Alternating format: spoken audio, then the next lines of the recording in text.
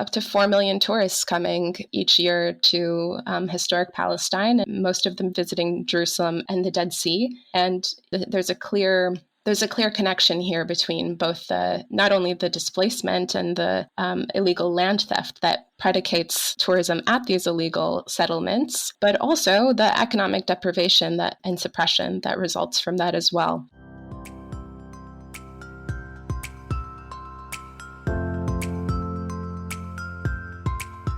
This is Rethinking Palestine, a podcast from Al-Shabaka, the Palestinian Policy Network.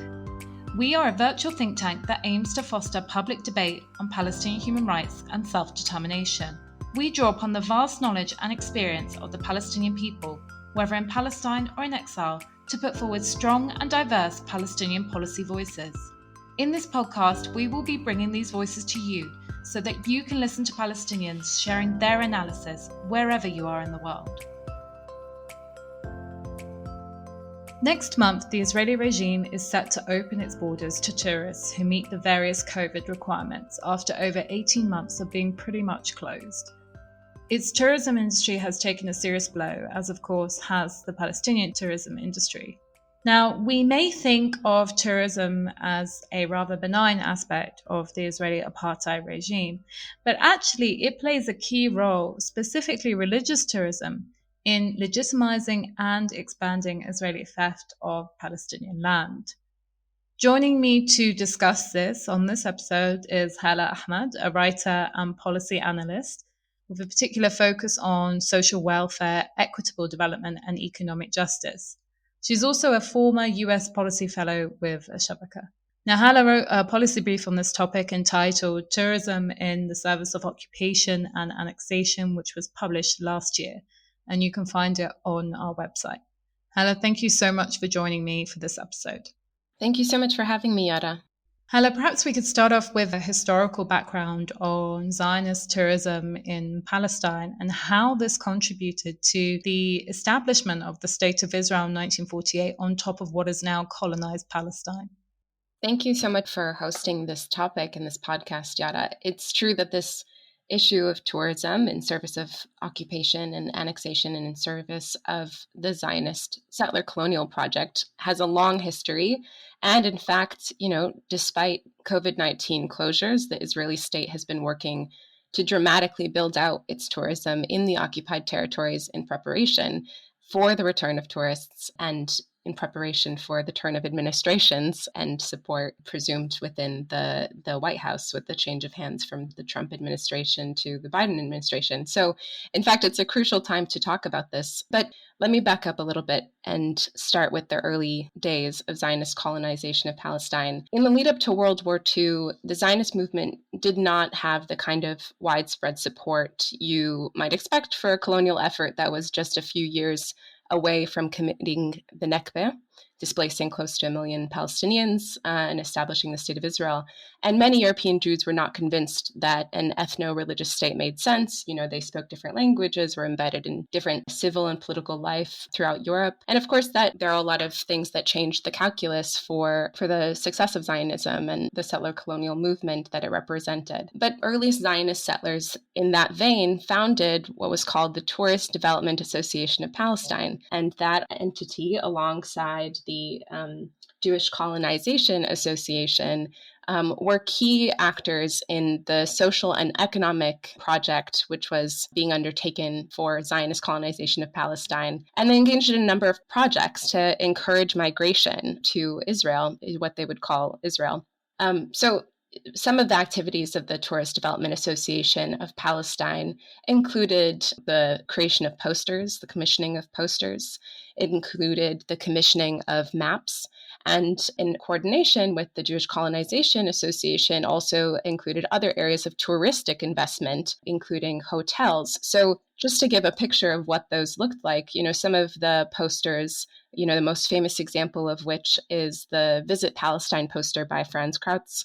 It pictures a silhouette of an olive tree in the foreground and looks out on the old city of Jerusalem, which has sort of an orange-yellow hue. greenery just within the walls, and Dome of the Rock in focus. It was among many posters with a vibrant landscape, but also many religious symbols, which were meant to sort of create part of this important mythology that the Zionist colonization efforts relied on to build the case for migration to Palestine. In addition to those posters, like I mentioned, were Zionist maps, which would impose presumed biblical sites on top of existing cities and topographies to create a visual anchor both for Christian and Jewish audiences to see the land of Palestine through the lens of antiquity and create an imaginary that there was this empty land of Palestine and an imaginary of Jewish continuity there. And the maps actually became serious anchors for planning extensive colonial settlement that would then actually obscure, and erase indigenous Palestinians from the landscape. And these posters were important for establishing a number of founding myths and characterizing the landscape in ways that are very similar to other colonial movements of the time. The founding leaders of the Zionist movement, famously David Ben-Gurion and Moshe Shertok, the first and second prime ministers of Israel, used explicitly pejorative views to characterize the Palestinians living there at the time. They would say that they would bring modern cultural and scientific knowledge to make the wilderness bloom, and they would bring this sort of intellectual labor to Palestine. And in some cases, explicitly reflect that Zionists had come to conquer the land from people who had been inhabiting it with what he called savage culture. These were images and ideas that were reflected back in some of the tourist development materials and the posters that were put forward. And in fact, surprisingly, despite the relative poverty that many Zionists will talk about for early Zionist settlers in Palestine, several dozen hotels emerged between 1917 and 1948, and some are still standing, including the King David Hotel in Jerusalem. So tourism was a fundamental part of the founding mythology and the founding ideology for settling in Palestine and erasing Palestinians from the landscape, but also characterizing Jewish settlement as a sort of natural continuity with the past, which rested on, of course, the ethnic cleansing of Palestinians. Halah, you mentioned that really key to all of this was erasing Palestinians from the landscape. Can you explain to us a bit more how this was and continues to be done through the merging of archaeological practices with biblical narratives? Archaeology becomes, much like tourism, hand in hand a political tool for Palestinian erasure. Edward Said writes about this in Orientalism. There was a concerted effort by Zionists to remove Palestinians from historical record. And this was done through selective archaeology and sort of an Orientalizing depiction of indigenous Palestinians as I said, uncivilized, unadvanced, and all of this relative to this European settler population. And this was very important after the Nakba because although early Zionists were very clearly and self-ascribed as a settler colonial movement, after 1948, they sought to transform that identity both internally and externally, and certainly wanted to quash any claims Palestinians to indigeneity and statehood. So, Zionists use archaeology as a tool to continue legitimizing their claim to the land that they had confiscated by force. And so the fields of archaeology, this is a very deep topic, and there's a lot of contestation in the matter in Palestine. And, I only treat it very lightly in the brief, but a great source on this is Nadia Abul-Hajj, her book Facts on the Ground. And she writes about the ways in which, in the 50s and 60s, Zionists would treat archaeology as a kind of national hobby. It was both communal activity and communal recreation and tourism around historic Palestine. And the key focus of that archaeological project was to validate the founding myths of this territorial claim of these European Jews to the land, which meant whether the archaeology was scientifically rigorous, that's another question, but it was very important to try to lay facts on the ground, as Nadia says, surrounding this idea of Jewish continuity in Palestine, and particularly drawing on religious symbols and ideas as evidence. In some cases, archaeological sites will have very little tangible artifacts, let's say, but a lot of biblical narrative surrounding it. And that becomes very important. And many of the sites that were a focus in that time became key touristic sites in the present. So archaeology and the tourism tied to a nationalistic practice of that, it continues to be central both in Palestinian land theft and legitimization of the Israeli colonial project across historic Palestine. And this is especially true, I would say, in the West Bank and Jerusalem, which I'm sure we can talk about more modern examples of the ways that archaeology is used in the displacement of Palestinians. And Halah, you mentioned importantly that archaeology became a hobby for a lot of Zionists in the early days. And indeed, actually, many archaeologists in the 60s and 70s were former army generals during the Nakba. And it was said that they would carry a trowel in one hand and the Old Testament in the other. And I think that's, really testament to what they were searching for and what kind of archaeological practices they were engaging in. And as you said, this continues to today. And I think one example of this par excellence is what's happening in Silwan, the Palestinian neighborhood in Jerusalem, Silwan. The Zionist regime is literally digging archaeological tunnels under the homes of Palestinians, dislodging the foundations of these homes in the service of what they call archaeology, but also tourism, to put on a full display of continuous and ancient Jewish history in the city. And much of that archaeology and the archaeological practices that are actually contested by various different international bodies. There are several important examples in Jerusalem that we could talk about. And the backbone to much of that problematic, to put it lightly, archaeological practice in Jerusalem is that, there are two primary right-wing settler organizations that are operating in Jerusalem and seeking to, in their own terms, really Judaize the neighborhoods of East Jerusalem, create a different demographic reality. And the two are Ateret Kohanim and Elad. And Elad, very interestingly, as a right-wing settler organization, very explicit right-wing ideologies, owns the primary contract for archaeological work in Jerusalem. In fact, they are meant to be a nonprofit organization, but a lot of their financial information is private because of this very crucial, let's say, archaeological contract that they have with the government. And, they have this famous center that many, many religious tourists stop at, the Ir David Center and the City of David National Park in Wadi Silwan. And these centers, they first of all, they create heavy policing within the Palestinian neighborhoods, but they are on confiscated land. And the archaeological projects that they have undertaken are putting many, many Palestinians at risk of eviction. There was in Ed Bustan neighborhood, there was an eviction order for 1,300 or 1,500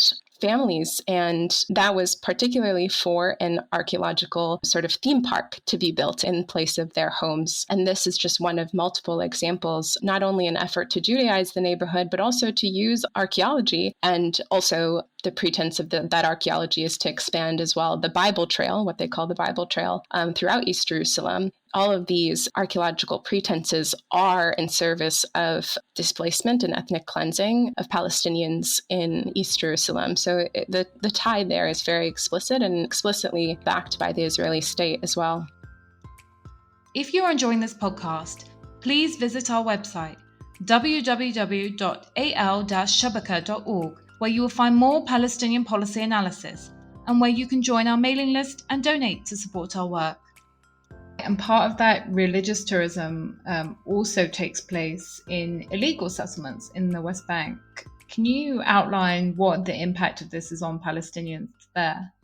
There's so much to say here. It's hard to give a full picture. But, at baseline, the tourism and illegal settlements in the West Bank represents almost the most basic example of Israeli apartheid. What happens is, in the simplest terms, illegal settlers claim the land, they build on it, are later recognized by the Israeli government, they build roads to and from the settlements that Palestinians cannot use, and they build touristic enterprises on that land. They then host tourists, particularly Christian tourists, and completely obscure and hide the theft and the military rule that enables them to be there on Palestinian land. They both profit from this enterprise and exclude Palestinians from those historical, cultural, and touristic sites, which would otherwise benefit the Palestinian economy. This is a violation of Palestinian self-determination and their right to sites of cultural, religious, and historical significance. And really, I mean, it's a spit in the face of Palestinian claims to statehood. So now you have the brutal Israeli occupation forces protecting these sites. And on top of that, you have Palestinians deprived of this economic development. The tourists leave these sites with a false and constructed narrative of what the West Bank is like, with a confused notion of Palestinian realities within the West Bank, and particularly the Israeli occupation. And frankly, oftentimes with the reinforced Zionist narrative, that age-old narrative of superior Israeli development in contrast to Palestinian development, which is suppressed by Israel and really predicated on Palestinian oppression. So, to give a scale of how much this is happening, settlers and the illegal settlement enterprise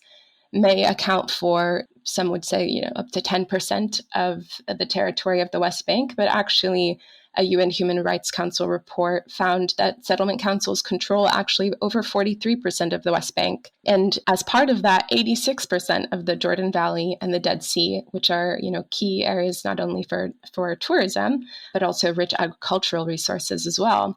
So, there was actually a PLO report that was put out in 2017 to talk a little bit about the direct ways that the Israeli state is partaking in depriving the Palestinian economy of the benefit of its own tourism sector and tourism resources. And it found that had Area C, which comprises 60% of the West Bank, which means it's under complete Israeli military rule, if that was transferred to Palestinians under the long failed Oslo Accords, there would be an unprecedented increase in the GDP of the Palestinian economy, up to 35%. And you have up to 4 million tourists coming each year to historic Palestine, most of them visiting Jerusalem and the Dead Sea. And there's a clear connection here between both not only the displacement and the illegal land theft that predicates tourism at these illegal settlements, but also the economic deprivation and suppression that results from that as well, in addition to the narrative piece that we've talked about.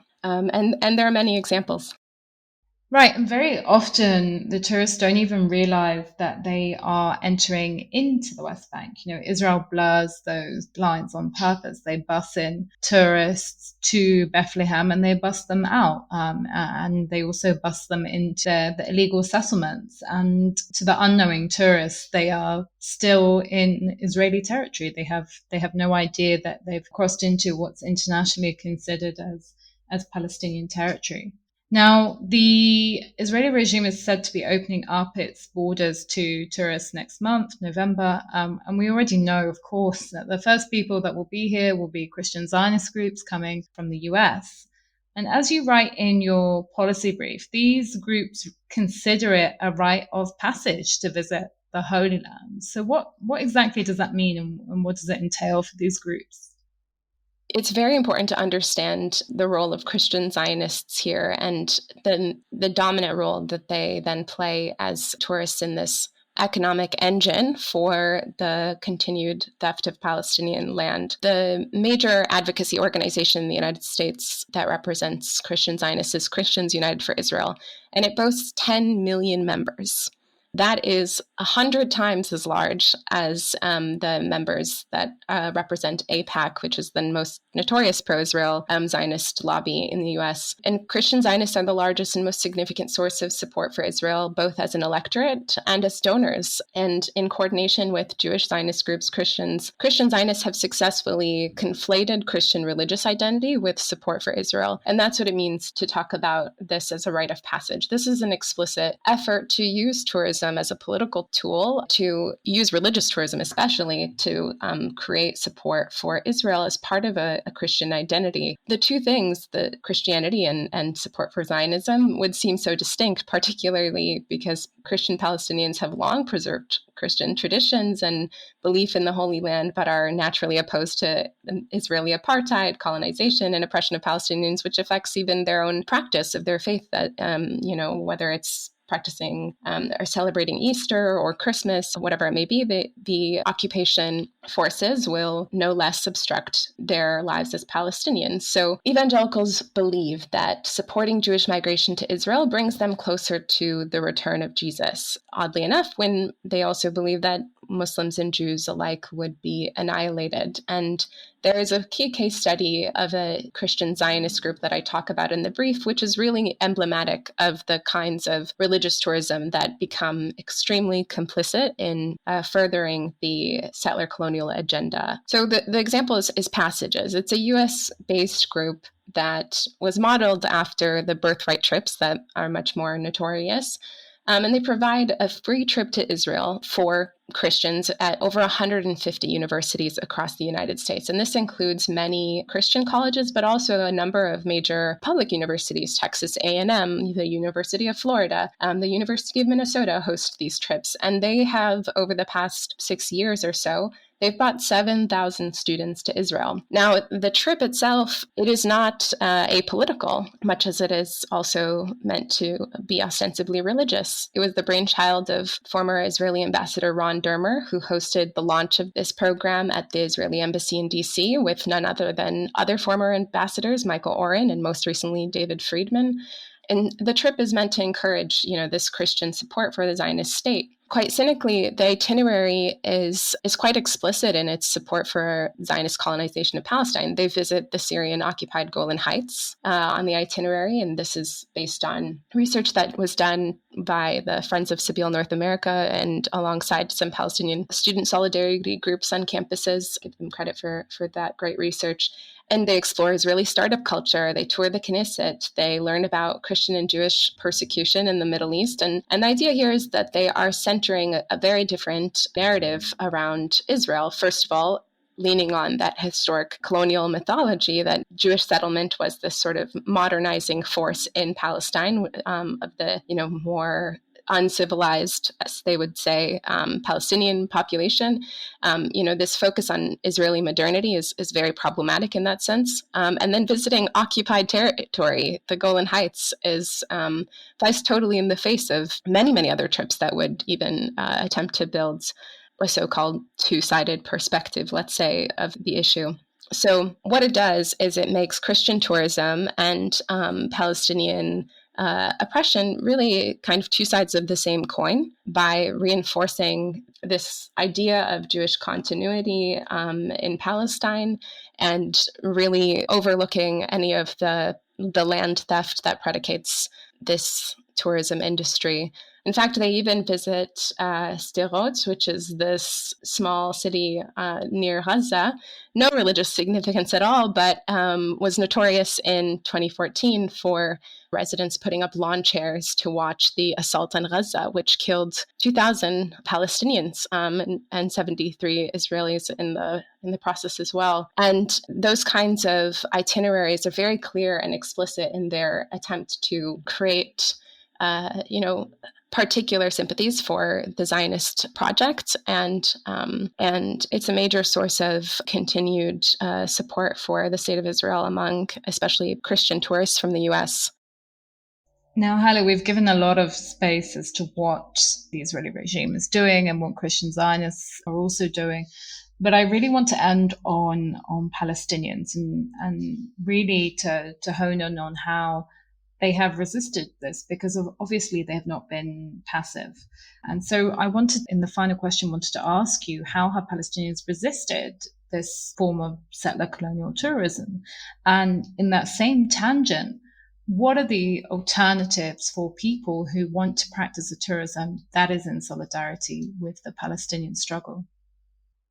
So firstly, Palestinians, of course, have never responded to this passively, this effort to erase their narrative. Palestinians have consistently both applied to build on their own touristic sites, whether it's in East Jerusalem or in the West Bank, and the PLO documents that many of those endeavors to develop their own cultural and touristic resources are denied by whether it's the Israeli Ministry of Tourism or the Israeli military runs the occupation of the West Bank. And yet Palestinians have created alternative itineraries. Both Palestinians in historic Palestine and throughout the diaspora have created together alternative itineraries for both recreational and religious tourism that doesn't cross the picket line, so to speak, and avoids complicity with the settler-colonial enterprise. And Palestinians continue to manifest the reality of the apartheid system by being the first to document companies that have been complicit in the theft of their land and in the illegal settlement enterprise. Al-Haq is one organization that has done immense research on this much before groups like Amnesty International took up the helm as well to identify companies that have been complicit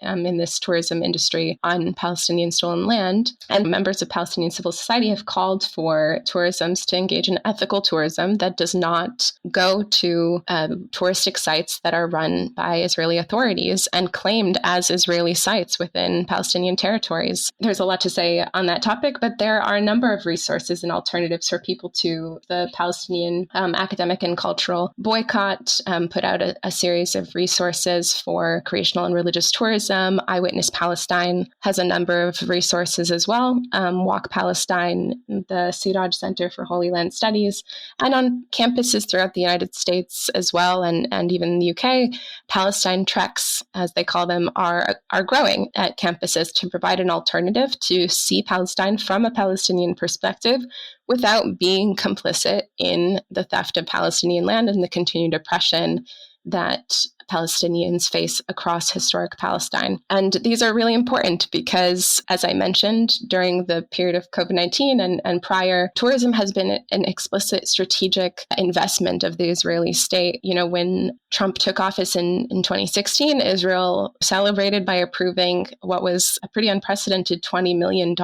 in settlement funding. And the then tourism minister and Netanyahu both had emphasized that tourism sites and construction of hotels in the West Bank settlements were primary targets for those funds. And then, anticipating potentially a turnover in administration in January 2020, Defense Minister Naftali Bennett approved the construction of national parks, nature reserves in the West Bank as part of over $110 million spent in the first quarter of the year on West Bank settlements, which was the highest in a decade, and even definitely several times more than even the unprecedented numbers in prior years that had been spent. So tourism continues to be an explicit strategic priority because it is part of the larger effort to legitimize the settler-colonial project that continues in the West Bank and the theft of Palestinian land in East Jerusalem and throughout the West Bank. And it is an economic engine for that enterprise as well.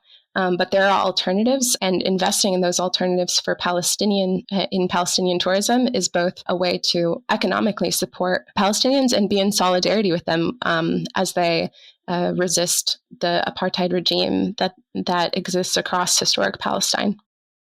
Another great resource is the Grassroots Jerusalem book Wajud, which was published a couple of years ago back now, which is a guidebook to Jerusalem and promotes a much more politically responsible tourism and really focuses on Palestinian existence within the city.